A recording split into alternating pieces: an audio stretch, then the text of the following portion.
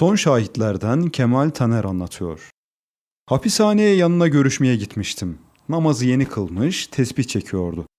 Elini öptükten sonra kendilerine dedim ki, "Efendim size birçok keramet gösterir diyorlar. Halbuki ben sizden herhangi bir harika hal ve vaziyet görmedim.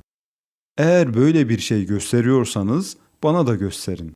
Mesela şu elinizdeki tesbih kendi kendine yürüsün." Bediüzzaman tebessüm etti. Bana temsili şu hikayeyi anlattı. Bir adamın çok sevdiği, sevimli, sevgili bir oğlu varmış. Adam bu kıymetli yavrusuna çok değerli bir hediye almak için kuyumcu dükkanına götürmüş. Çok çeşitli elmas ve mücevherattan hangisini beğenir ve isterse oğluna alacakmış.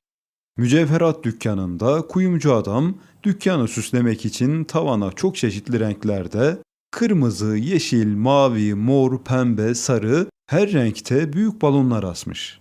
Çocuk dükkana girince mütemadiyen tavandaki balonlara bakarak "Baba, ben bu balonlardan isterim." diye tutturmuş. Başlamış ağlamaya.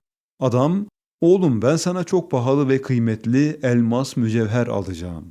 diyormuş. Çocuk ise "Ben balon isterim." diye ağlayıp duruyormuş.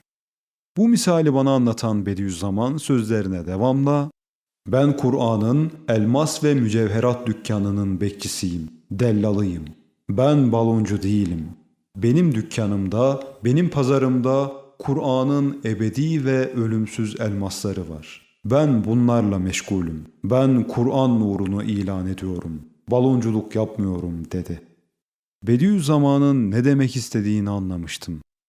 Yaptığım hareketten dolayı mahcup olmuştum.